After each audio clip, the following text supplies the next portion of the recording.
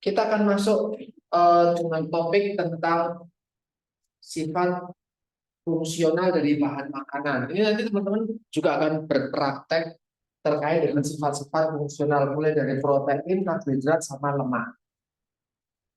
Sifatnya seperti apa, gitu ya? Kita akan cek sifat fungsional bahan makanan. Nanti teman-teman hanya akan mengecek 3 makronutrien karbohidratnya, lemak, karbohidrat, lemak, dan protein. Itu satu sifat fungsional 3 bahan makanan ini akan. Nah, kemarin sudah diberikan informasi tentang fungsional. Kita mengonsumsi sesuatu makanan atau memproduksi suatu makanan karena dia punya manfaat tersendiri ketika kita mengonsumsinya. Manfaat itu datang dari komponen di dalam bahan pangan yang dipakai di pangan fungsional tersebut. Jadi kalau makanan tidak punya bahan atau komponen khusus yang memberi manfaat kesehatan, maka itu bukan disebut sebagai pangan fungsional. Disebut pangan fungsional karena dia punya komponen tersendiri yang kita unggulkan untuk menjaga, meningkatkan, memperbaiki kesehatan kita jika kita mengonsumsinya. Ini 2 hal teman-teman perlu pahami dulu. Nah, besok kalian akan berpraktek terkait dengan terus yang disebut sebagai sifat fungsional apa? Kalau tadi kan pangan fungsional, makanan yang bisa memberikan dampak kesehatan kepada kita ketika kita mengonsumsinya.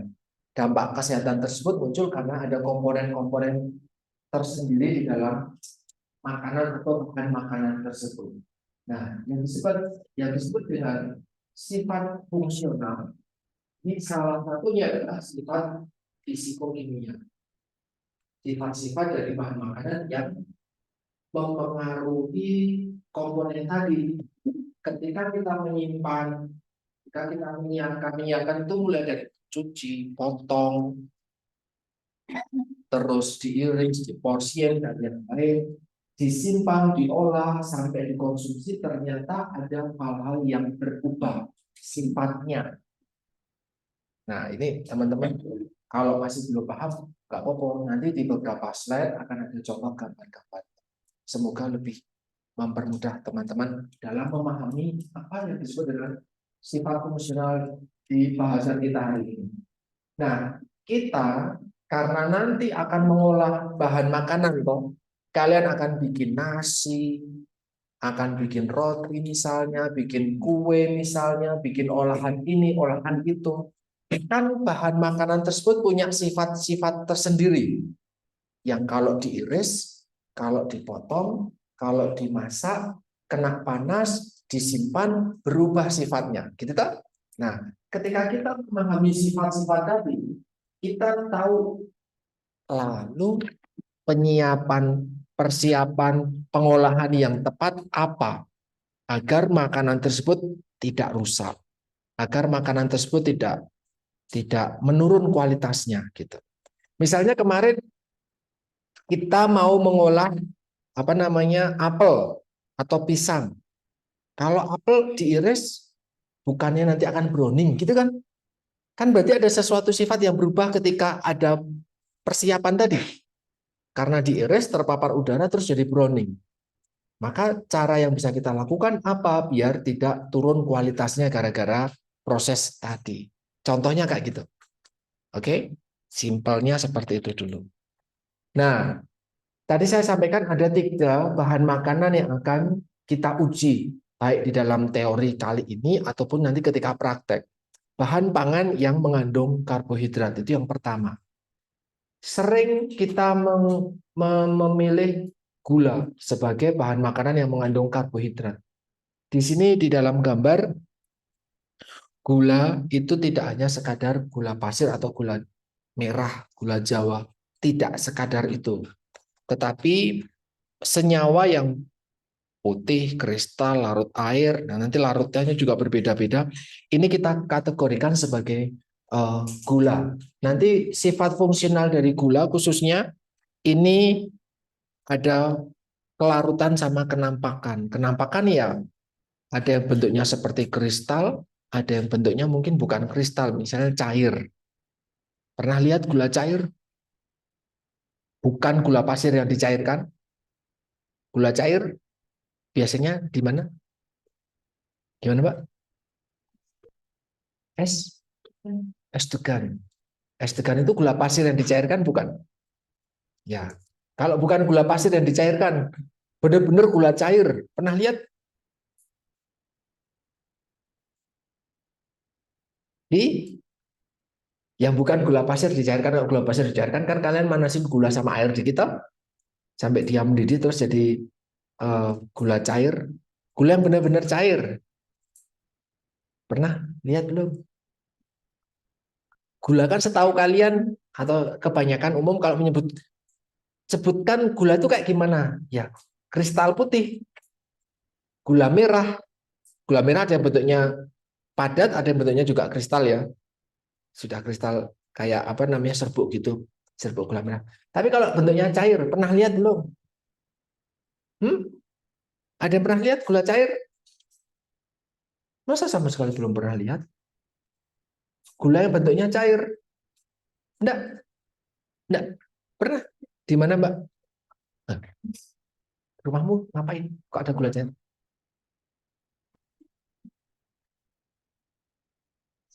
Apa? Sedrigen. Oh, gula cair. Tulisannya ada tulisannya gula cair gitu. Oke.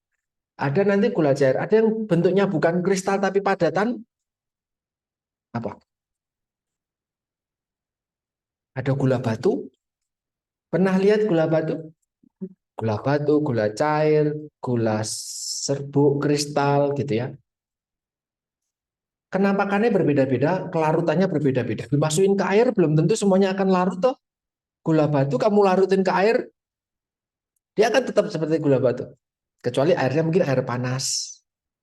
Itu pun diaduk misalnya gitu. Kalau gula pasir mungkin dia akan mudah larut. Gula cair tadi yang kamu sebut di rumahmu ada mungkin juga akan lebih mudah larut. Sehingga kelarutannya akan berbeda-beda. Kenampakannya juga berbeda-beda. Rasa manisnya sama atau enggak?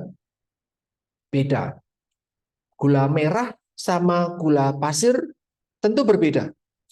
Gula pasir putih sama yang budak, yang warnanya coklat, tahu ya? Gula pasir tapi warnanya kecoklatan. Berbeda tuh sama gula kristal yang warnanya putih. Mereknya sama, satunya kemasannya hijau, satunya kemasannya kuning.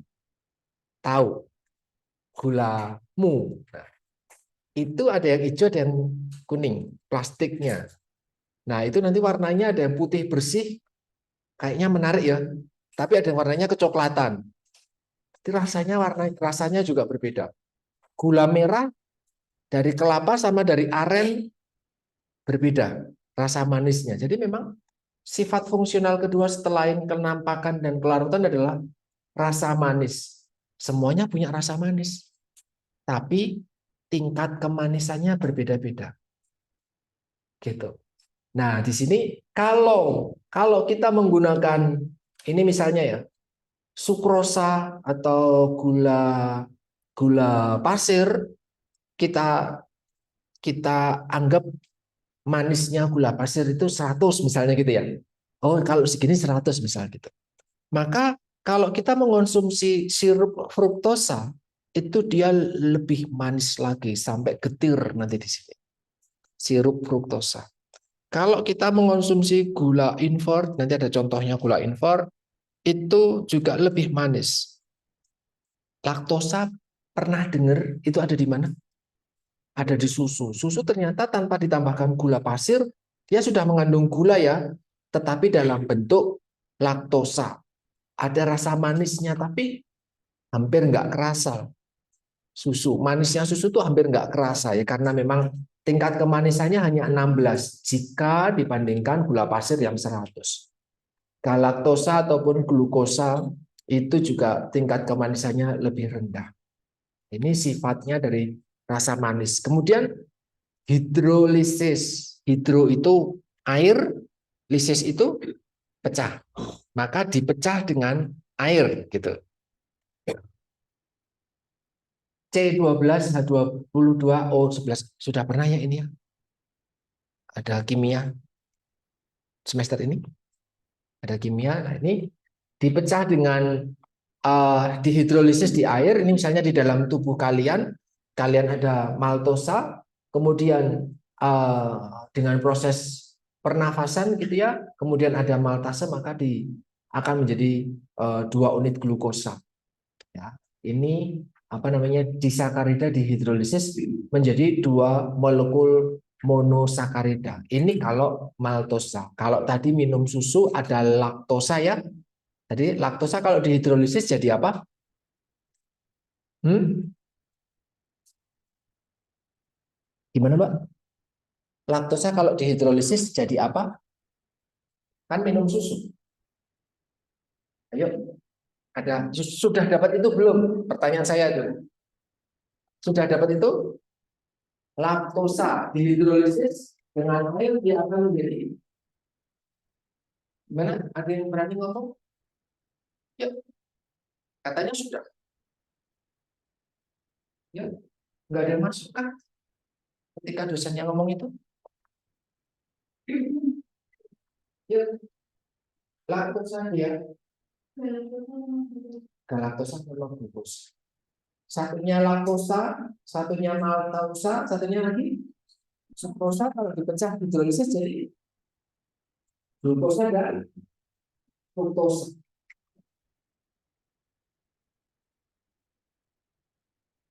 Sukrosa glukosa dan maka produk paling akhir dari karbohidrat ada 3, yaitu glukosa, galaktosa, satu lagi fruktosa. Itu produk monosakarida paling akhir, paling sederhana. Oke, nah, teman-teman perlu ide dong. Ya, kalau saya bangga hukum, kalau kalian seperti ini disakarida dihidrolisis jadi glukosa.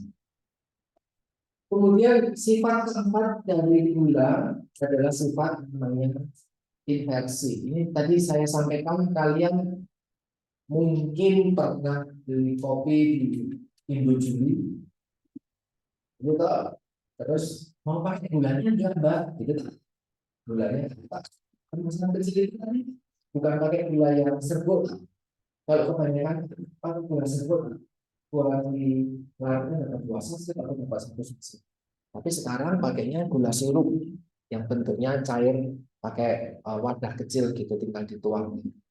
Nah, apabila sukrosa atau tadi saya sampaikan sebagai gula pasir itu kalian panaskan, maka kemudian nanti akan terhidrolisis, kan dapat air tadi ya, sukrosa dihidrolisis jadi glukosa dan fruktosa. Nah, campuran glukosa dan fruktosa proses pemanasan tadi kita sebut gitu ya.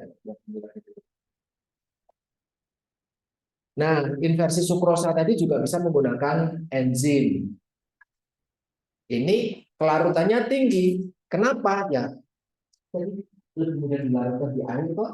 Nggak perlu diaduk, nggak buang saja. Atau beberapa penjual makanan minuman biasanya juga gulanya nggak kelihatan, nggak perlu diaduk. Jadinya kayak larutan kalau kalian minum es teh. Pernah menyadari itu belum? Gulanya cair. Jadi nggak ada kristalnya, biasanya harus diaduk dulu biar manis. Ini nggak diaduk kok sudah manis, ternyata nggak, warnanya kelihatan lebih kental, gitu. Kelarutannya lebih tinggi.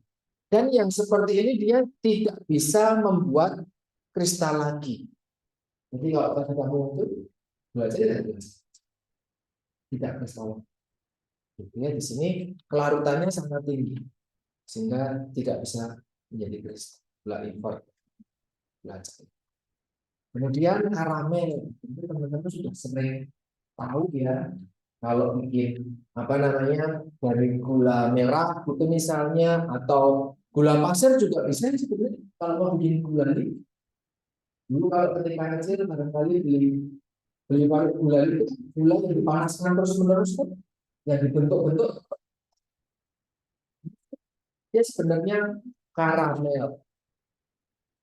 Di sini disampaikan bahwa titik lebur gula itu sekitar 160. Kalau gula tadi dipanaskan sampai 170, gula tersebut akan membentuk karamel. Yang kadang karamel ini apakah sengaja dipanaskan atau memang ini yang dihindari? Sengaja. Jadi memang sengaja dipanaskan. Ada perubahan sifat yang sengaja dicari, ya enggak? Nah, itulah kenapa kita belajar tentang sifat karbohidrat khususnya. Ada orang mengejar karamel karena aromatik. Nah, aromanya karamel itu enak, rasanya enak, warnanya mungkin yang mau dicari. Jadi sengaja memang dipanaskan, sengaja diubah sifatnya dari gula biasa yang mungkin tadi warnanya bening, putih, kristal menjadi warnanya dia coklat yang punya aroma atau flavor di sini. Tahu? Ini biasanya ada di mana misalnya? Karamel ada di mana? Di mana? Hah? Di popcorn, di bioskop. Bukan pakai sirup karamel tuh, atau pencita rasa karamel. Kan biasanya pakai pencita rasa tuh bisa di popcorn ditambahkan atau bisa juga di es. Karena di kopi juga, di kue, juga bisa menggunakan karamel ya. Di sini disampaikan di cake, puding juga bisa menggunakan. Atau yang tadi kita menggunakan karamel sebagai permen. Gulali tadi itu kan dari karamel sebenarnya.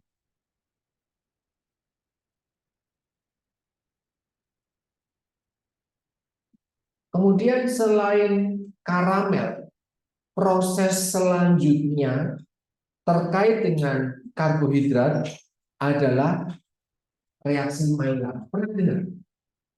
Di mata kuliah apa?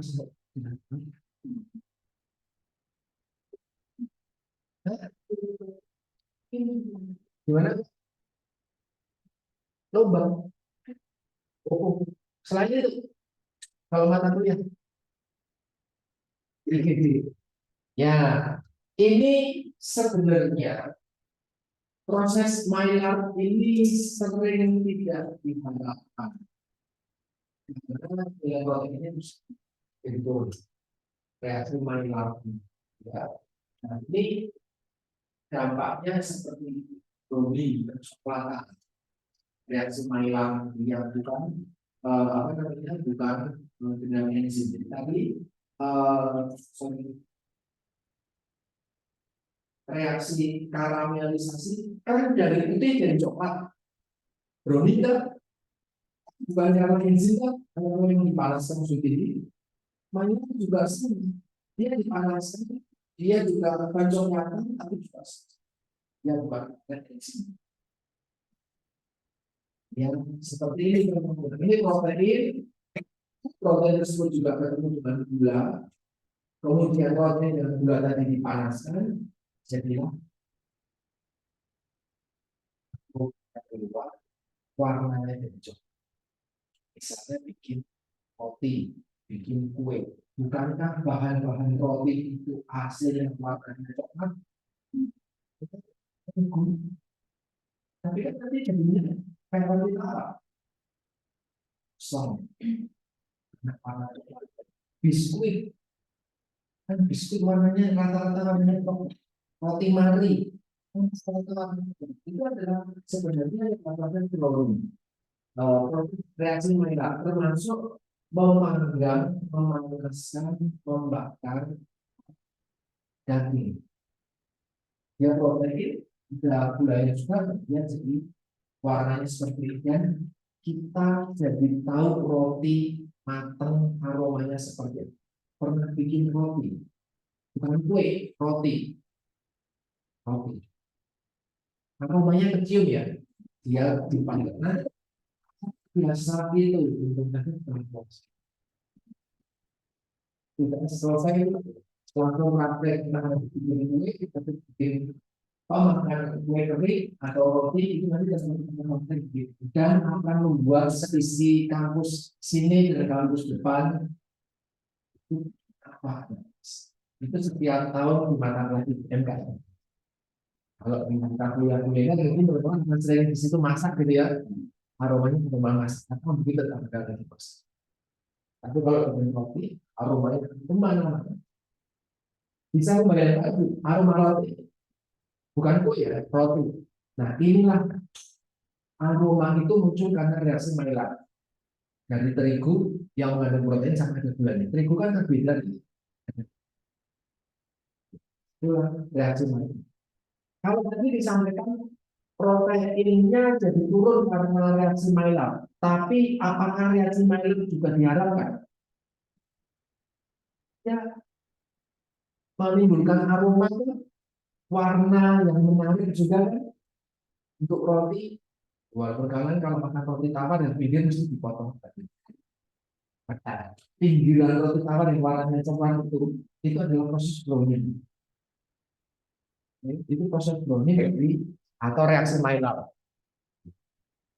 Itu tadi gula. Kalau sekarang polisakarida. Kalau gula asusnya dia disakarida ya. Kalau ini polisakarida.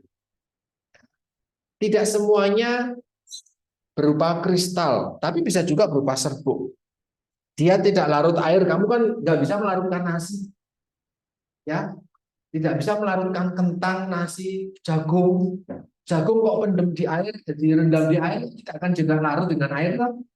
Tapi kalau gula bisa ya, kelarutannya akan berbeda-beda. Tapi kalau polisakarida, dia tidak akan larut di dalam air dan cenderung tidak memiliki rasa manis. Kecuali kalian makan bubur, dimut terus jadi manis. Tapi apakah manisnya itu manis polisakarida?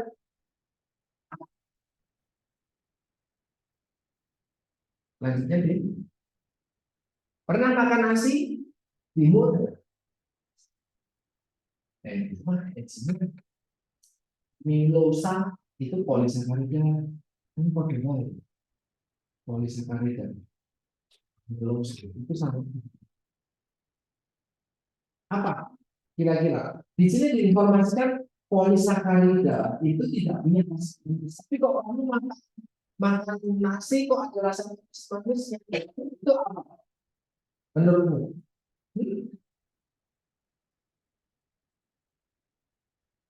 Gimana? Ayo, nalarnya dipakai coba. Saya ini sebenarnya kalian tahu, mungkin takut berpikir. Yuk, ada nangkap tapi ya rasa manis kalau kita makan nasi di manis. Kenapa anak juga banyak yang akhirnya ngelut makanan? Itu ada rasa manis. Sampai nasi kan kalau saya ini ya, tapi kok nggak ada rasa manis harusnya. Itu apa? Iya, berani ngomong kah 2022 pendiam KPI. Gimana? Ada rasa manisnya. Ayo berpendapat dong. Ini Bang, ini apakah kalau berpendapat di dua-dua ini langsung diomong itu kan enggak tahu. Ya, Mbak namanya siapa? Mbak ya? Minum itu kan polisakarida. Belum ya. Makan ambilum kok jadi manis kok. Ambilum amilosa polisakarida kok nasi yang manis nasi kok cara manis. Oke,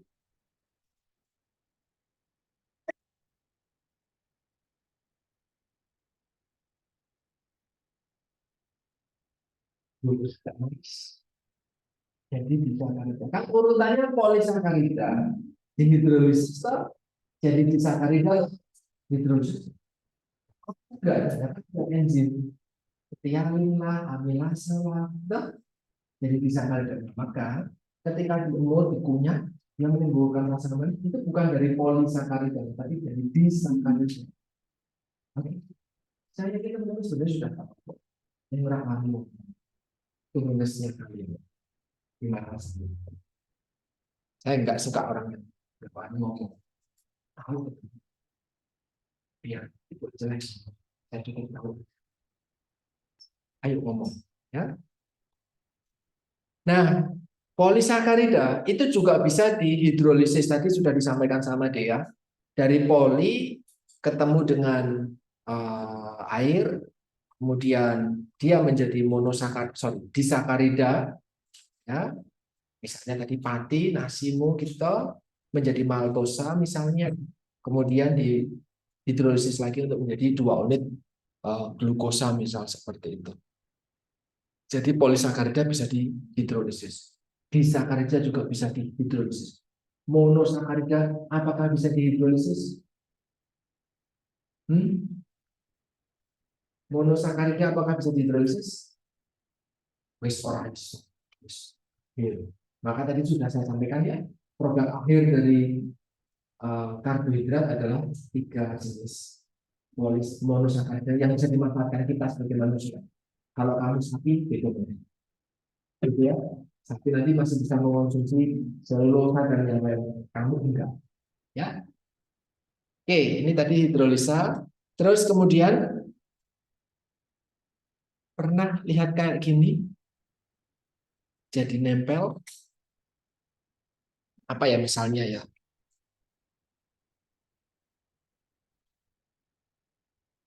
Makan mie instan orang dintekke.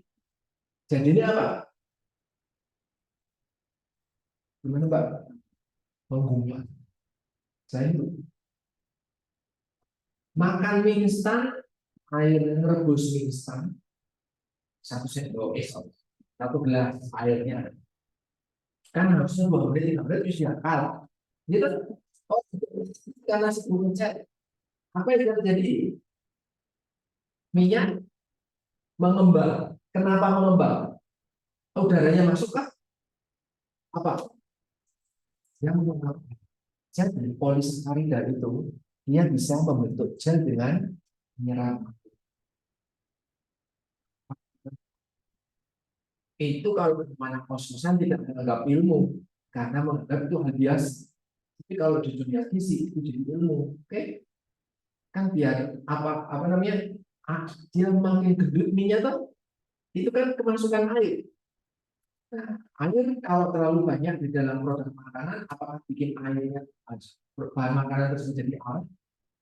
Enggak, sudah diketahui ya kalau itu ya. Karena air menjadi media yang bagus untuk pertumbuhan dari jamur dan lain-lain. Jadi kalau bahan makanan banyak airnya, jadi cenderung awet atau tidak? Tidak. Makanya biar air tersebut harus dikurangi. Maka kalau mau banyak petani panen, yang jemur gabah sampai airnya jadi 14%, 3% lah beli. Beras pun harus disimpan baik-baik tidak kemasukan air atau lembab. Kalau sudah lembab, ini gampang jamur. Nangkep ya? Artinya air sengaja untuk dibuang, jadinya kering. Maka mie yang bagus adalah yang kering, mie basah, nggak awet, kan gitu. Sama, kok mie bisa kering, kok mie bisa basah, kok beras bisa jadi nasi, kok nasi bisa jadi nasi aking, ya nasi aking beras kering itu tuh, itu kan cuma air yang keluar dan air yang masuk, coba. Air yang keluar dan air yang masuk itu jika dipanaskan itu akan pati, jika dipanaskan akan apa namanya terbentuk granula yang menyerap air, membengkak dan pecah. Jadi mirip ketika kalian menanam nasi, kan beras kering kan, ya walaupun nggak kering-kering banget, yang 14% airnya. Beras ditambah air, kamu mau pakai jari 1, jari 2, jari 3, tanganmu kamu masukin semua terserah. Kan itu, kecuali kalian nggak pernah masak sebagai perempuan. Airnya kamu panaskan, maka kan dibikin harum, airnya masuk kan di dalam beras. Berasnya akan membengkak, kemasukan air dan kemudian Tadi ketika bikin popcorn, tapi dia tanpa air tetap popcorn dipaksa. Tapi kalau kita mau bikin bubur, nah kalau bikin bubur kan beras pecah-pecah jadinya. Nasinya kan jadi nasi yang pecah. Maka asumsinya sama seperti ini. Ketika dipanaskan pati, apapun bentuknya, mau dia beras, kentang, ubi, kan dia terus meletak toh. Jadi lebih gendut kan volumenya karena kemasukan air. Ini prinsipnya seperti itu. Di sini disampaikan proses gelatinisasi ini karena tadi ya ikatan hidrogen di molekul itu dipecahkan tadi sehingga memang membentuk granula pati yang membengkak gitu. Nah, semakin banyak gugus hidroksil, semakin kemampuan menyerap airnya juga semakin kental. Misalnya seperti mau bikin lem dari apa namanya? Kanji. Kan itu tepung kering biasa toh. Tapi dikasih air panas, dia langsung menggumpal, dia jadi lengket kan? Apakah bisa jadi tepung lagi? Nah, tidak rusak. Nah, itu tadi. Nah, ini di sini ada beberapa penelitian, hasil penelitian, terkait dengan karbohidrat mulai dari gandum, jagung, sorghum, beras, ya, terus biji chickpea, ubi jalar sama tepung tapioka. Ini ternyata ketika dikasih air, ya, mereka membutuhkan suhu gelatinisasi tertentu. Maka beras biar dia jadi menanak nasi, ya, dia akan pecah sebenarnya di suhu 58 sampai 79. Setelah itu dia jadi tergelatinisasi airnya masuk. Ya, walaupun kalian membuatnya sampai begitu. Biar airnya tetap banyak masuk toh. Ya, ini prosesnya teman-teman secara ilmiah. Pernah membandingkan antara beras dengan ketan, apa perbedaannya? Beras putih sama ketan putih. Sama-sama dari Orisa. Biasanya apa namanya? Clara. Teksturnya gimana, Pak? Ketan lengket, beras lengket atau enggak? Enggak, dibanding ketan. Lebih lengket ketan. Lengket, enggak lengketnya beras. Khususnya, itu karena komponen amilosa, amilopektin yang membedakan antar keduanya. Ternyata ketika dijadikan dipanaskan tadi, proses gelatinisasinya juga akan membentuk seperti ini. Ada yang keras, ada yang jadi tidak keras. Ada nasi perok, ada nasi satunya perok, pulen. Nasinya dipanaskan terus-menerus, apakah jadi makin pulen nasi yang perok? Enggak. Nangkep ya? Kalau bikin nasi goreng pakainya perok atau pulen, nah dia akan terlapisi semua oleh minyak. Nah, dia nggak akan nempel satu persatu. Ya kan? Tapi kalau mau makan nasi, mau bikin pakai lontong, besok mungkin bakal bikin kupat. Pakainya beras perut atau beras ini. Pakainya perut kan jadi mukul nggak jadi kan. Itu termasuk sifat dari kita proses karena kandungan amilosa dan amilopektin dua jenis dua varian beras muncul dan beras pulang itu paling bagus. Mau bikin apa? Kalau mau bikin tumpeng ya pulang karena dia bisa tercetak dengan baik. Makanya beras pokok ya tidak tercetak dengan bentuk piramida baru diambil cetaknya untuk rasanya di dalam ekspor nasi goreng lebih cocok. Semua bumbu saus bumbu ya akan terlapisi di semua butir beras. Kalau pakai gelas yang full, yang membuka, ya cuma di luarnya cuma kalau gelasnya dibuka, dalamnya masih putih. Ya gelasnya dibuka gini, gitu. Ya itu tadi amilosa amilopektin. Nah ini masih di tahap gelatinisasi karena teman-teman nanti akan praktek gelatinisasi, bagaimana menggelatinkan beberapa jenis apa namanya karbohidrat. Ya, di sini ada beberapa definisi, tetapi saya tidak akan menjelaskan satu persatu. Teman-teman bisa membaca terkait dengan suhu awal gelatinisasi, viskositas yang puncak, ya, viskositas eh, pasta panas atau true viscosity, kemudian pasta dingin, kemudian perubahannya tadi. Ini artinya terkait dengan tadi, ketika kita memanaskan bahan makanan, khususnya karbohidrat, dia mulai menyerap air, mulai pecah, itu ketika suhu berapa sih? Nanti teman-teman akan belajar tentang suhu ini. Mengamati proses pemanasan karbohidrat, kemudian dicek sambil dicek suhu ketika proses tersebut.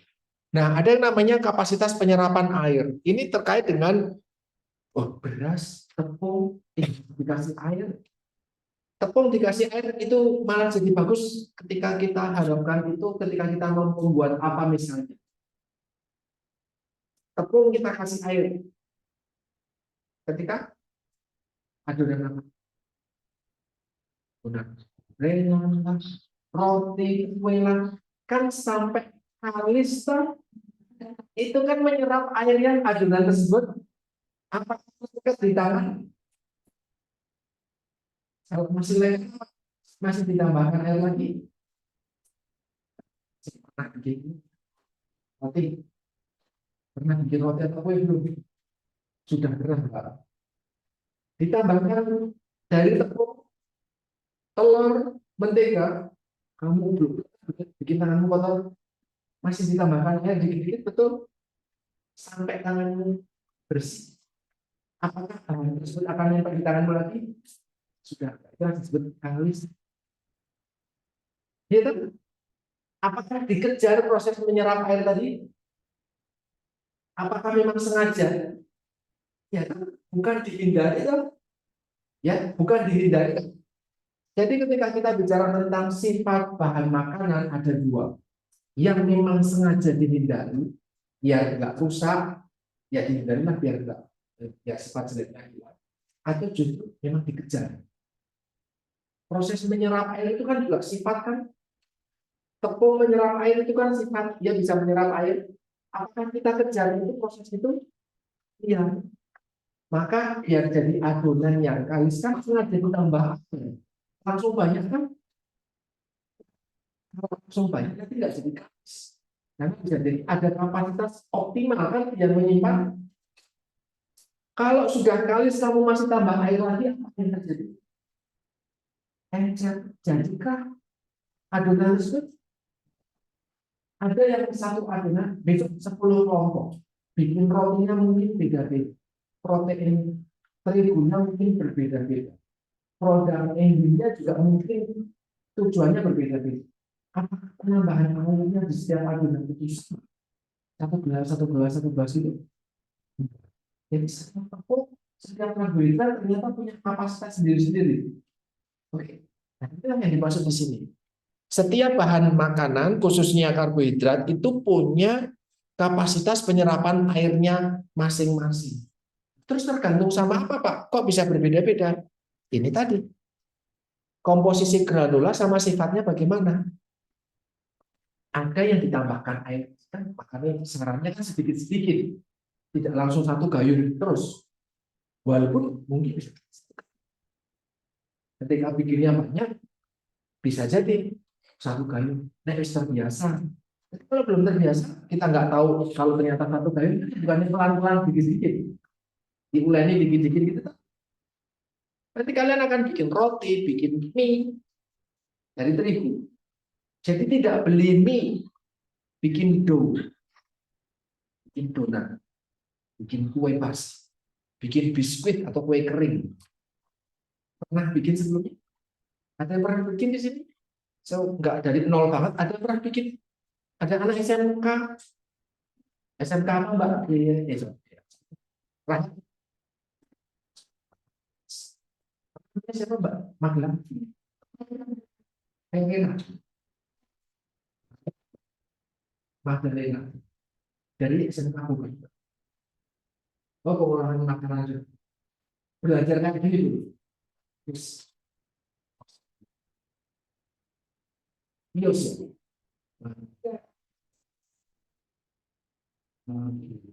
Oh, bukan sekarang. Kalau adik kelasnya kita. Oke, ya harusnya yang enggak semuanya buka kan di sini. Enggak, sepertinya ada yang sudah lebih expert. Dan paling tidak produk kalian berdua harus lebih baik dibandingkan lain gitu. Ada penjurusannya juga dari Iboga gitu. Enggak dapat mastery gitu kan. Dapat semua. Oke. Nah, di sini silakan nanti teman-teman belajar banyak dari Tika yang ada. Selain Tika ada lagi? Boga? Enggak ada. Nah, enggak suka dibuka tapi belajar dan bikin-bikin ini di rumah. Jualan-jualan di sekitar ini. So,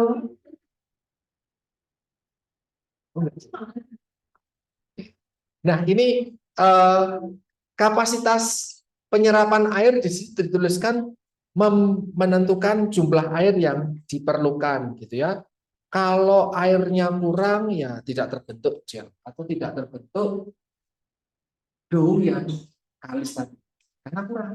Jadi kan molekülnya nggak mengikat satu sama lain. Tapi kalau kebanyakan rusak juga. Jadi ada kapasitas optimalnya tadi. Nah, kalau kayak gini maka hidrasi yang rendah kurang cocok untuk olahan yang butuh tingkat gelatinisasi yang tinggi. Misalnya bakmi. Bakmi itu kan butuh air lebih banyak dibandingkan kalau mau bikin kue kering. Teman-teman akan bikin kedua. Kalau tahun lalu bulan puasanya itu setelah praktik. Jadi tahun lalu atau tahun sebelumnya. Jadi kalian punya keterampilan bikin kue kering kalau satu saya nyuruh. Kenapa nggak dijual aja? Karena sudah dapat teorinya, sudah dapat praktiknya, bulan depan bulan puasa dan lebaran dijual habis. Ini orang bilang sayang ya. Ini puasa dulu, lebaran dulu baru praktik. Nah, teman-teman punya apa namanya kemampuan mendeteksi kue kering yang enak gimana di rumah tetanggamu gitu loh.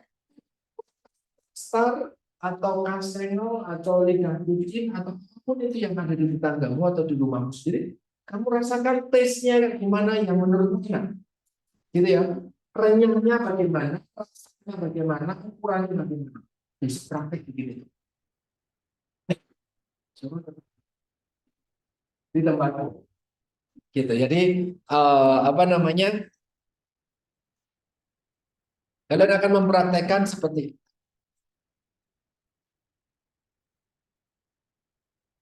Kemudian ada yang disebut dengan swelling volume dan kelarutannya. Kecuali bertiga ini pernah bikin kue basah, kue ya yang mengembang itu kue. Kalau kue kering relatif tidak mengembang ya. Kue kering tidak mengembang karena proteinnya sedikit. Kalau kue basah pakai protein yang tinggi. Jadi ada gelatin, sorry, ada apa namanya, gluten, sorry, protein gluten. Karena protein tepung terigu protein tinggi, glutennya tinggi. Glutennya tinggi, airnya. Glutennya tinggi, menyerap oksigen, sorry, karbon dioksida lebih banyak atau udara lebih banyak. Maka tuhnya jadi lebih mengembang dibandingkan yang glutennya sedikit. Kalau mau bikin kue kering nggak bisa, ya pakainya glutennya sedikit. Kalau glutennya sedikit, Kalau glutennya banyak, kamu bikin kue, kuenya jadi hot. Tapi kalau kan kuenya namanya renyah yang keras, gitu. Ya karena proteinnya sedikit. Tapi kalau bikin mie pakai protein sedikit, mie-mu kemerenyet. Gitu? Mie kan enaknya yang elastis. Nah, roti ya enaknya dipotong dia masih bisa gini, gitu ya. Empuk, gitu kan. Roti kalau sampai kemeriuk kan artinya ini kosong gitu. Adonannya nggak pas. Itu karena salah satunya karena proteinnya yang salah penentuan tepung terigu jenis protein. Nah, di sini disampaikan bahwa pate itu bisa mengembang jika dipanaskan atau pada waktu tertentu. Misalnya karena dia apa namanya menyerap udara. Ya, proses pengembang. Nanti kalau teman-teman waktu bikin roti itu akan proses fermentasinya itu akan didiamkan sampai beberapa kali, 2 sampai 3 kali. Dari adonan yang mungkin gedenya sepalan tangan sekitar 100 gram, dia akan didiamkan, ditutup, nanti dia ngembang, terus dibuang lagi udaranya, didiemin lagi, dibuang lagi, didiemin lagi, sampai benar-benar spastom. Baru kemudian dicetak jadilah roti tawar. Nanti akan membuat roti tawar mana cantik. Roti tawar. Ada yang bentuknya bagus, ada yang bentuknya birunya, ada yang pas. Ada yang nggak mengembang sama sekali. Nah, ini semuanya dikaitkan dalam swelling volume dan clarum.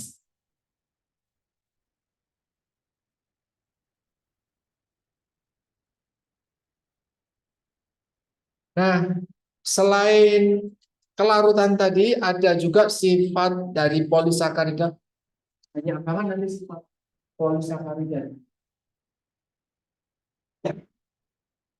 Karena nanti kalian praktek terkait dengan polisakarida itu 2 kali. Terkait dengan protein itu akan praktek 2 kali. Terkait dengan lemak akan praktek 1 kali. Jadi cukup banyak praktek hanya untuk mengamati sifat fisika kimia dari bahan makanan yang dari makronutrien ini. Di sini ada retrogradasi. Misalnya molekul pati tadi sudah tergelatinisasi. Berarti beras sudah jadi nasi. Ya, kan dia menyerap air tuh. Beras jadi nasi. Masih bisa dikeluarkan airnya? Masih bisa? Murtel kan airnya jadi hilang lagi. Apakah kembali menjadi beras? Masih kering ya. Ini bukan beras. Nah, ini yang disebut dengan retrogradasi. Ketika molekul pati mengalami gelatinisasi, membentuk membentuk kristal kembali melalui proses interaksi hidrogen. Nah, airnya yang tadinya terperangkap di dalam matriks tadi akan dikeluarkan. Jadi beras jadi nasi, nasi kamu jemur, airnya keluar, itu tak? Nah, ini proses retrogradasi. Nah, ini sineresis ya, pengeluaran molekul air dari matriks gel pati. Nah, ini keduanya akan prosesnya semakin cepat jika disimpan pada suhu beku. Jadi kalau mau mengeluarkan air makin cepat kalau nasi itu dalam posisi pada nasinya ketika dia suhunya nasi masih panas gitu karena airnya masih di dalam gel patinya tadi.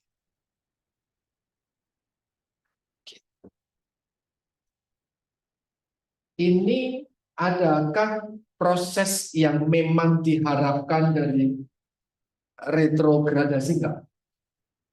Ada sifat yang memang diharapkan dari retrogradasi enggak? Menurut kalian, proses retrogradasi itu diharapkan enggak? Kalau iya dalam bikin seperti apa misalnya? Contohnya, bagaimana? Mungkin tahu? sengaja jadi basah, kemudian dikeringkan lagi. Jadi itu memang dicari. Kecuali kamu produsen intake, saya nggak bicara tentang itu. Karena itu nggak familiar, nggak keren juga. Apa? Ada contoh? Nggak. Retrogradasi sengaja dicari atau memang sengaja digapai sifat tersebut. Adakah yang bisa tahu? Mbak, ada yang tahu? Mbak yang dari boleh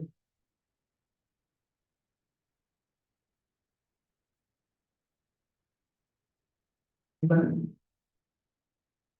Gimana? Kerupuk. Kerupuk.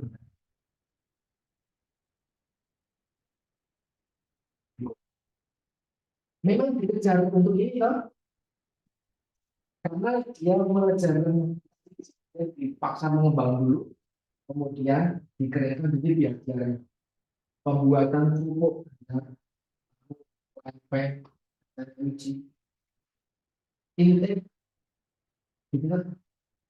Mie kering, itu kan dia tadinya basah dari terigu, kemudian ditambah air dan proses ini itu, kemudian jadi mie, kemudian dikeringkan lagi. Jadi masa umurnya, masa simpannya jadi lebih panjang karena dia kering, gitu. Dan ketika dia pemanfaatannya misal digoreng kayak kerupuk, maka dia jadi teksturnya renyah karena airnya nggak ada, kan gitu. Nah, itu memang dikejar. Jadi ada memang proses yang memang dikejar seperti ini. Tapi terkait dengan zat gizinya bagaimana? Bahan makanan yang prosesnya banyak kayak gini, airnya keluar masuk, menurutmu zat gizinya tetap atau enggak? Enggak. Kenapa? Saya akan bertanya pendapatmu, terus kenapa? Itu akan merangsang kalian berpikir kritis. Kalau airnya masuk, terus airnya keluar, zat gizinya sama atau tidak? Tetap atau tidak? Menurutmu? Sudah prosesnya panjang, ada proses pemanasan, baik dengan mesin ataupun dijemur, kemudian airnya ada yang dimasukkan, dan kemudian ditarik lagi airnya karena pemanasan ini. Menurutmu zat gizinya bagaimana? Kalau tadi kita bicara buka, kita bicara kuliner, sekarang kita bicara gizi. Zat gizinya bagaimana menurut kamu?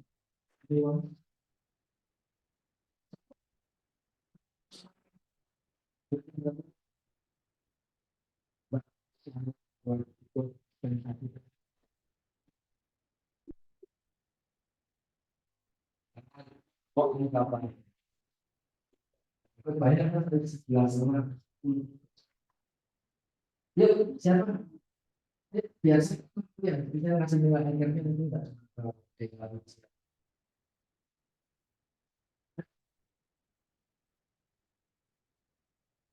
Jadi dari kamu di bahasa lain, siapa mau dapat biasanya gitu. Jadi siapa yang dapat mau dari ngomong sendiri. Pak, hari kan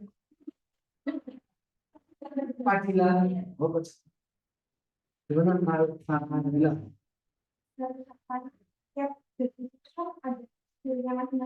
Ada yang larut air, ada yang tidak tanpa. Sehingga ketika dia larut air, lewat proses seperti ini dan di situ terus bisa vitamin C larut air. Jadi vitamin makanan yang lewat retrogradasi, vitamin C ini ada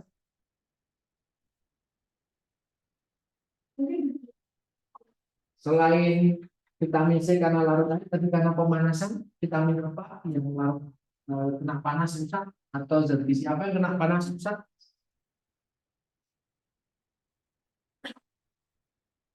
Bagaimana? Nah, kalau jangan-jangan kamu nggak mau, ya sudah belajar. Cek, kamu belajar, ya. Selain itu, ini, Mbak.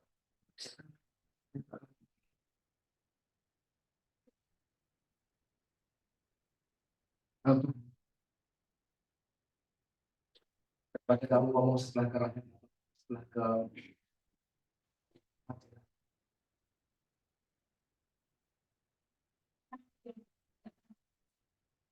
udah kok, jangan punya yang no, saya nggak tanya itu. Saya tanya produk bahan makanan. Kalau mengalami proses retrogradasi, zat gizinya bagaimana? Kamu nggak usah usah.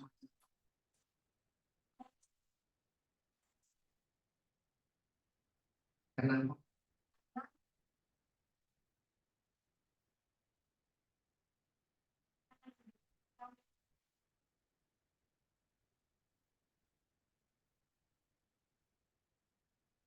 Emotnya kayak gitu ketika besok ujian saya tanya gitu.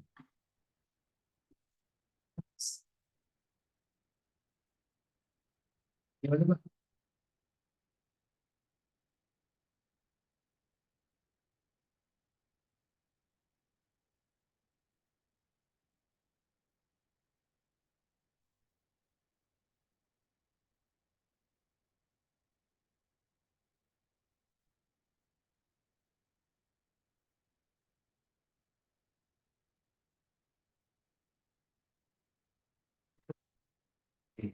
Itulah kenapa. Tapi yang zat gizinya tetap bertahan nggak? Apa? Karbohidrat, lemak masih ada di situ. Kenapa masih ada di situ?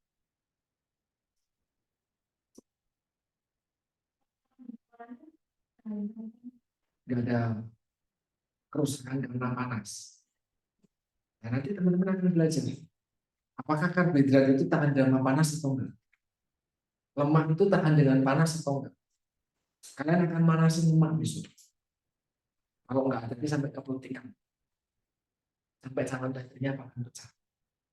Karena dipanaskan sudah ini. Apakah lemak tahan panas, teman? Apakah lemak bisa rusak karena panas? Di mana rusaknya lemak karena panas? Tidak jelas. Jadi oke. Untuk bahan-bahan seperti ini relatif dia tidak memiliki gizi yang baik karena airnya masuk, kemudian diuapkan lagi airnya keluar, kemudian dia jadi kering, kemudian dia digoreng lagi, dipanas lagi, zat gizinya. Tapi apakah masih ada gizi? Kita ngomong gizi bukan vitamin mineral tok loh. Kita ngomong gizi ada air, hidrat, lemak, protein, vitamin, mineral. Kan itu kita sepakat itu ya di awal kuliah dulu. Karena zat gizi yang kita ngomong vitamin doang nih, mineral doang. No, no, no. Kita zat gizi yang kafein. Gitu ya. Mineral-mineral relatif masih bertahan di situ. Karena dia tidak sudah menguap, tidak rusak. Ini permasalahannya yang esensial tadi, yang vitamin tadi, yang protein itu tadi disebutkan, itu harapannya masih ada, tapi ternyata dia hilang, rusak karena dia ikut menguap oleh air tadi, rusak juga karena panas. Maka kalau nanti teman-teman ada ya, 2019 sekarang sedang skripsi semua. Banyak yang bikin produk-produk. Ada yang mereka lewat proses kerusakan-kerusakan seperti ini. Zat gizinya masih ada kan? Jadi mereka banyak yang bikin.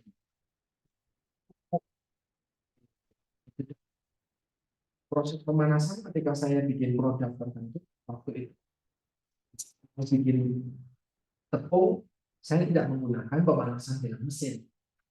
Karena kalau memanas dengan mesin, dia nanti overheating, zat gizinya hilang. Maka dipanaskannya cuma dengan dijemur. Jadi apa namanya, pemanasannya dia tidak dengan suhu tinggi. Dia kering, tetapi nggak rusak. Waktu itu saya bikin tepung dari daun kelor. Jadi daun kelor kalau di oven kering nggak? Kering, tapi ovennya dia nanti suhu tinggi. Daunnya jadi gosong, coklat, langu, pahit. Gitu. Kalau cuma diangin-anginkan, nggak kena sinar matahari langsung, tapi kena hawa panasnya, kan nggak terlalu panas toh, kayak hawa panas doang, maka dia akan tetap kering, tetapi hijau, tapi nggak apa. Nah itu salah satunya, karena zat gizinya nggak hilang. Dia cuma yang keluar doang cuma airnya. Yang menguap hilang cuma airnya. Dari daun-daun kan ada airnya, yang keluar cuma air dari daun tersebut. Misalnya seperti itu. Oke, itu terus kemudian ada freeze thaw stability. Freeze itu artinya dibekukan. Thaw itu artinya dicairkan kembali, tidak dibekukan gitu. Menangkap enggak? Saya kemarin baru beli pepet Nyonya Kamti. Ada yang versi frozen.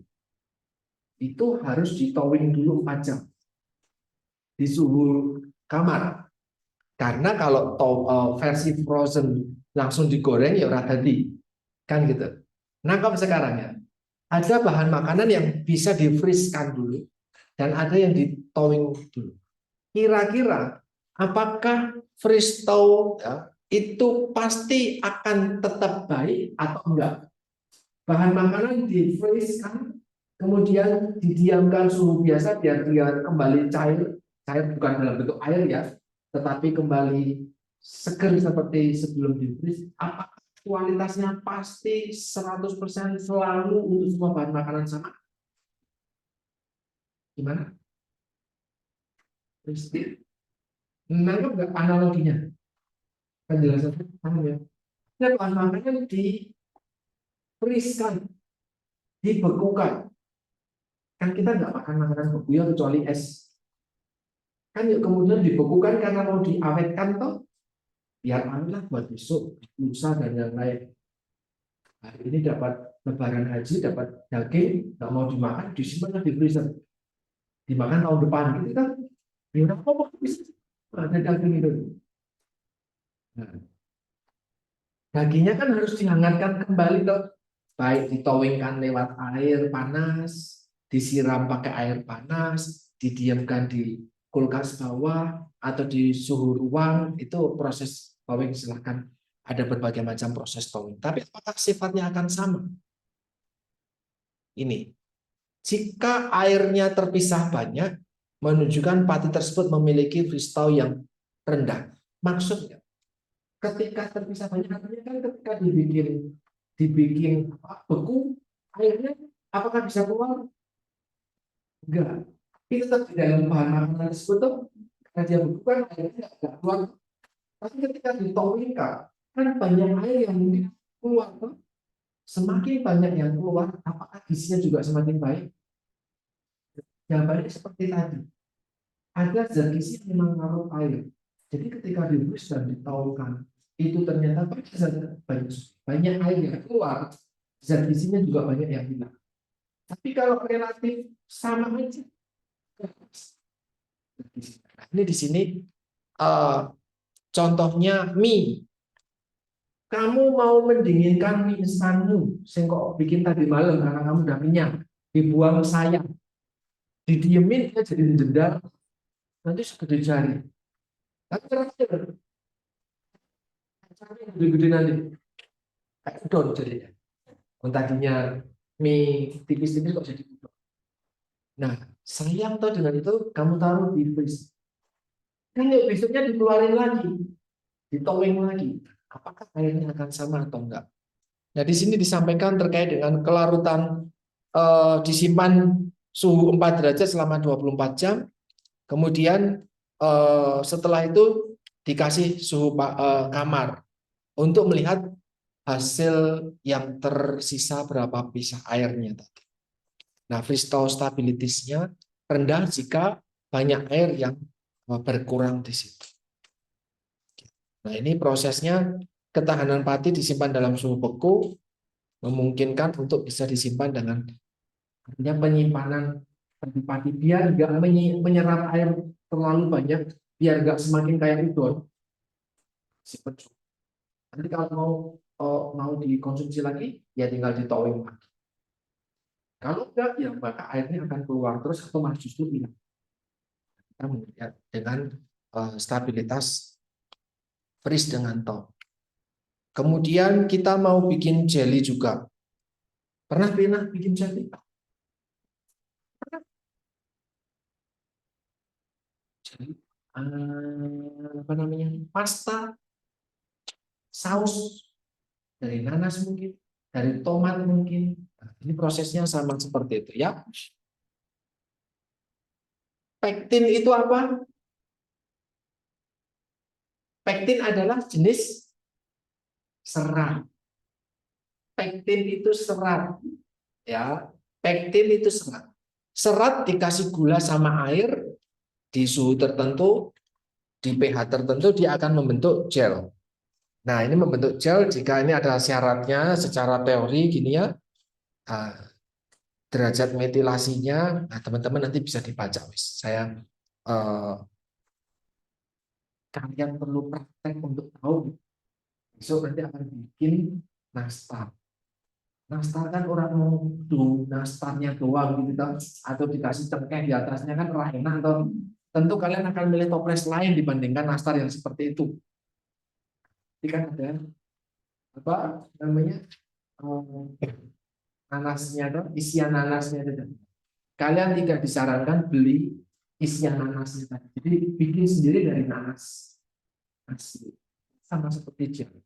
Ketika nanti kalian juga masuk ke praktik ada kelompok yang membuat apa gel dari pasta dari tomat bikin sendiri untuk dressing pasta seperti ravioli dan yang lain. Tomatnya kalian bikin sendiri tuh dari tomat dimanis dan yang lain ditambah gula dikit dipanaskan nanti sampai tidak ada yang beli. Semuanya teman-teman akan belajar membuat itu dari yang segar bentuknya seperti apa. Tapi teman-teman kalian di sini bukan kuliah kuliner. Kalian di sini belajar ilmunya. Artinya kenapa bisa bikin kaki? Kenapa ya bisa bikin jadi kaki? Kenapa gel ini jadi seperti ini sifatnya? Nah itu yang dipelajari besok itu. Fokusnya di mata kuliah ini adalah itu. Kok bisa jadi kayak gini, aromanya ini, warnanya begini, teksturnya begini. Bukan fokus pada ini enak atau ini enggak enak. No. Enak atau enggak enak di yang lain. Di sini murni belajar ilmunya. Maka dari itu di sini penjelasannya adalah terkait dengan teori di dalamnya. Itu tadi karbohidrat banyak banget ya sifat.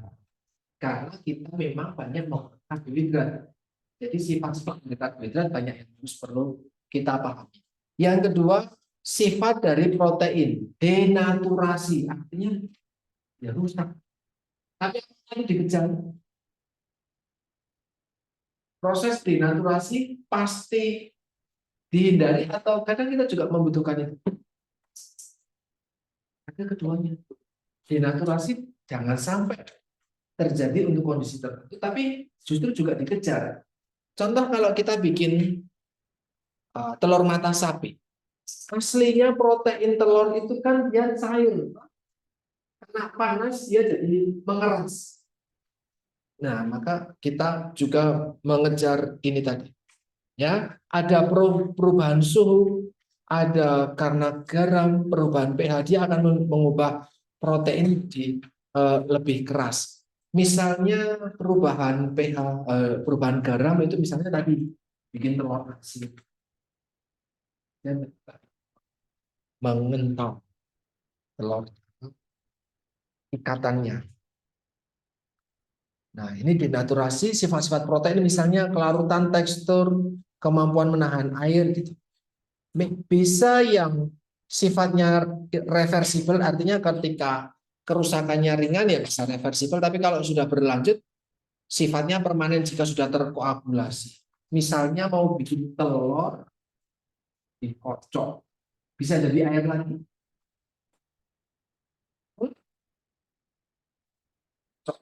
Telur kocok putih, telur dikocok sampai jadi busa, jadi air lagi bisa,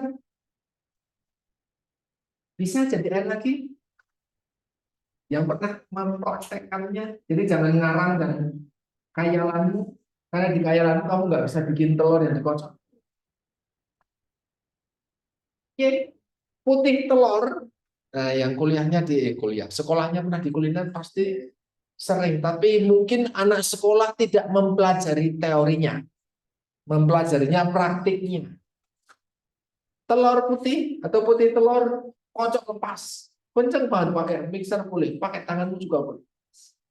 Dia jadi busa tuh, sepenuhnya jadi busa tuh, bisa kembali jadi cair nggak? Atau ada komponen atau ada bagian yang mencair lagi nggak?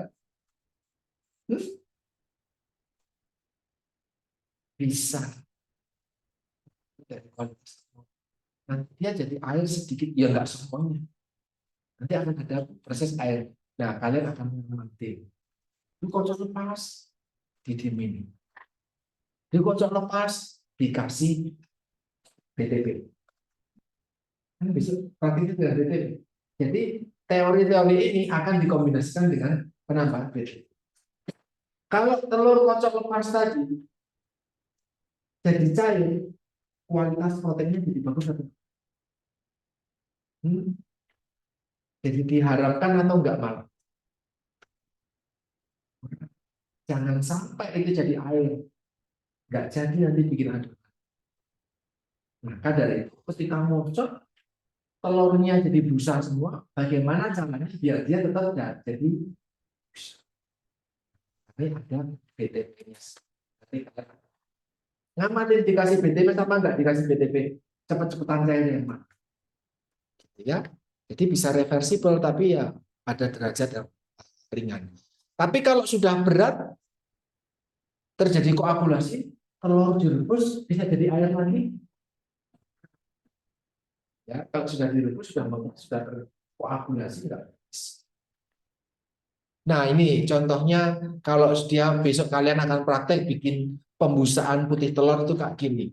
Kalian akan ngamatin ketika sudah dikocok lepas tanpa BTP tertentu, ya konsistensinya dalam bentuk busa sepenuhnya ini berapa menit. Nanti lama-kelamaan di bagian bawah mulai ada cairan. Kembali lagi. Nah, kalau kayak gitu dipertahankan, itu nanti produknya tidak berkualitas.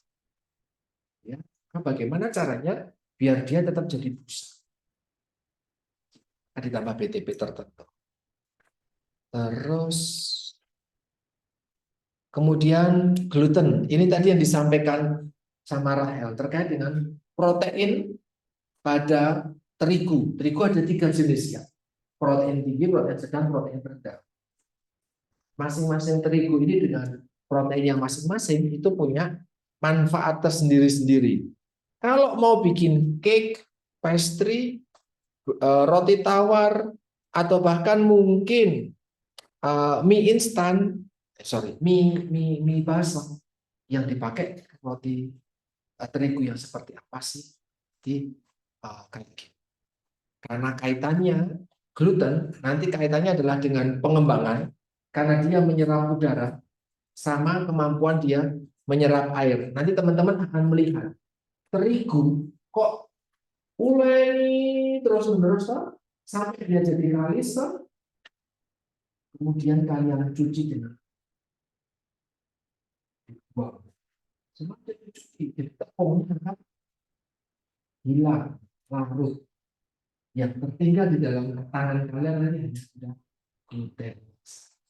Jadi kalian akan lihat tepung 100 gram atau 200 gram itu glutennya berapa sih? Maka tepung itu disebut gluten tinggi ketika 11-15% misalnya. Kalau 100 gram kan berarti 13 gramnya adalah protein. Protein 13 gram itu sudah jadi manis. Kemudian diaduk terus-menerus sampai dia larut, kebuang. Nanti tinggal padatannya aja, padatannya itu gluten.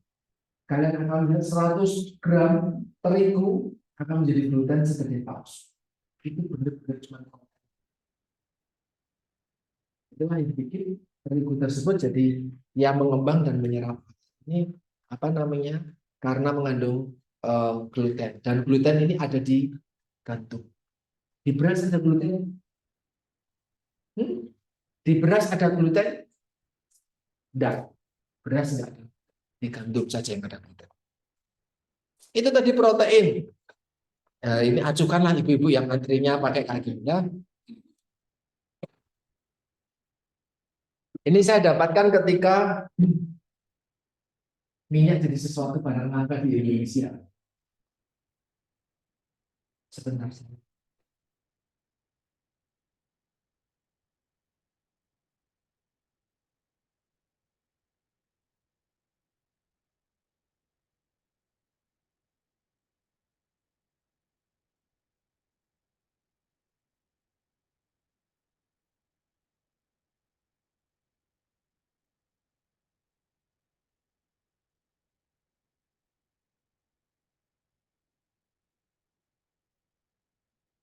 Nah, sama seperti protein dan karbohidrat, lemak pun ada kelarutannya. Apakah lemak pada dasarnya larut air?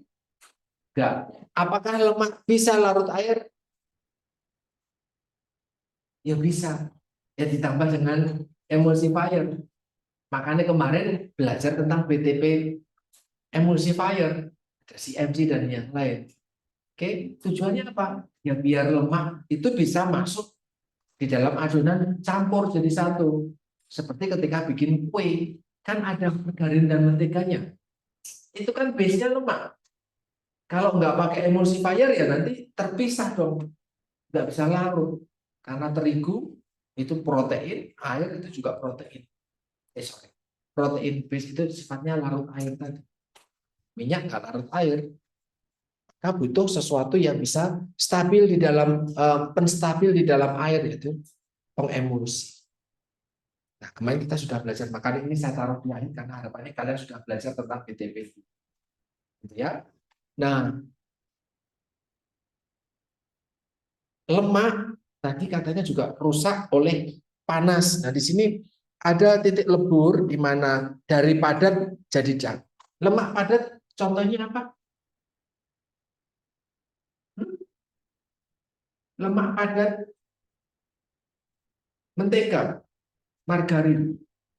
Mentega padat, lemak, minyak padat, mentega, margarin, kan itu sudah tahu yang dari minyak nabati ataupun dari susu, minyak hewan. Tapi minyak goreng padat, pernah lihat? Bukan mentega margarin, minyak goreng padat. Pernah mampir toko roti iseng aja masuk itu? Minyak padat. Nah, nanti teman-teman akan tahu minyaknya padat, warnanya putih kayak krim gitu. Minyaknya lemaknya padat. Gaji itu juga minyak lemak. Dan dia bentuknya padat kan? Gaji itu jaringan lemak, cuma dari hewan. Jadi ketika kita bicara minyak atau lemak, jangan fokus pada minyak nabati aja, minyak goreng, tapi juga pada minyak hewani juga, gitu ya. Di sini ada ketika minyak hewani, minyak nabati dalam bentuk padat dia menjadi cair, itu adalah yang namanya titik lebur. Kalian nanti akan memanaskan itu. Kemudian juga ada titik asap. Ketika minyak itu akan dipanaskan suhu tinggi sampai dia berasap. Dan kalian akan mencium aromanya, minyaknya kepanasan. Pernah lihat, dengar, atau melakukannya? Minyaknya terlalu gede ngasih api pada minyak yang kamu goreng. Sehingga ketika memasukkan apa bawang atau apa, langsung gosong. Saking tingginya suhunya. Nah, di sini ketika minyak tadi dipanaskan suhu tinggi, ya terbentuklah acrolein tadi. Apa pentingnya di dunia gizi? Acrolein inilah yang menyebabkan karsinogenik. So, itu dampak ketika kalian suka gorengan, dipanaskan suhunya tinggi betul toh. Kalau bikin ayam goreng, apakah apinya kecil? Orang mati. Kan gitu. Apinya pasti gede. Gitu kan? Masuknya flying gitu kan? Garing lah. Disitulah terbentuk acrolein. Itulah yang sifatnya kasih. Permasalahannya, acrolein itu menimbulkan cita rasa gurih. Enak itu tadi ya. Ini. Nah, ini minyak nabati lebih tinggi titik asapnya dibandingkan minyak atau lemak dari hewan. Jadi kalau kalian memanaskan mentega dengan margarin akan berbeda. Memanaskan gaji, memanaskan minyak dari ikan, dari daging, dengan memanaskan minyak dari sawit akan berbeda. Maka dari itu kalau mau menggoreng, pakainya sawit. Jangan pakai yang dari daging atau dari susu, mentega. Gitu ya. Jadi kalian masak pakai mentega atau margarin. Mentega itu dari hewan, margarin itu dari lebih gurih memang, tapi ternyata dia titik asapnya lebih rendah. Kalau titik asapnya lebih rendah, semakin tinggi akan terbentuk acrolein itu yang tidak. Kemudian titik nyala sampai minyaknya terbakar, sampai kebakaran. Kalian tidak akan praktek sampai kebakaran. Nah, bikin repot nanti, ya. Tidak akan sampai 300. Nanti paling sampai 270-an, 250 derajat. Dan kalian pegang. Ya. Masa prakteknya kalian pegang minyak panas gitu? Ya enggak ya. Tapi nanti pakai termometer untuk dicek suhunya berapa. Sampai terbentuk asap, sampai dia mendidih misalnya gitu. Kemudian plastisitas gitu ya, sudah bisa apa namanya, sudah bisa dibentuk juga misalnya. Ini penting ketika kita mau bikin olesan gitu ya misalnya. Mas mengoles pakai minyak nabati kan nggak mungkin. Nanti mengoles pakai margarin atau mentega. Sifat dia bisa dioles karena dia punya titik lebur sendiri-sendiri. Ini disebut plastisitas. Saya tidak mungkin menjelaskan satu-satu karena waktunya juga sudah hampir habis. Kemudian shortening, ya, dia bisa membuat produk tersebut jadi crispy atau renyah, tapi juga bisa crumbly, jadi gampang remuk. Gitu ya. Nah, ini karena proses dari shortening tadi, ya, produknya jadi kering, rapuh, dan gampang. Kita mengejar ini enggak? Ya, kalau mau bikin biskuit enaknya yang kayak gini nih. Tapi kalau bikin mie, ya ojo, baru dipegang remuk, baru masuk lidah, belum sempat digigit sudah hancur. Tapi kalau biskuit enak ketika dia gampang remuk, digigit nggak perlu banyak usaha. Ya. Ini karena ada proses shortening tadi. Itu yang bisa saya berikan teman-teman. Ada yang masih ingin ditanyakan barangkali terkait dengan sifat karbohidrat, lemak, sama protein? Kita nggak akan sifat fisik, sifat vitamin mineral kita nggak akan cek. Kita ngeceknya karbohidrat, lemak, protein dalam proses pembuatan makanan sehari-hari. Dari terigu kok bisa jadi roti, kok bisa jadinya kue, kok berbeda ya? Ya satu keras, renyah, ya satunya kok lembut, bervolume, lentur, elastis. Itu ada sifat-sifat. Mengetahui sifat ini, maka kalian jadi tahu pengolahan apa yang tepat, bahan apa yang dibutuhkan. Nah, itulah maksud dari kuliah kita hari ini. Ada yang ingin ditanyakan teman-teman? Wes, Rano. Nah, nanti tinggal praktek ya. Kalau praktek biasanya seneng. Nggak senangnya adalah bikin orangnya. Ya, apa-apa, saya juga dulu kayak gitu. Cuman dulu saya nggak pakai komputer, nggak boleh. Harus tulis tangan. Biar apa? Ya biar kamu nyontek pun kamu tetap nulis gitu kan. Tetap baca tulisanmu kan gitu. Tapi sekarang Enggak lah, tulis tangan bikin repot. Juga repot membacanya tuh. Belum tentu tulisannya bagus. So, nanti saya recordingnya saya selesaikan dulu. Terima kasih, selamat siang.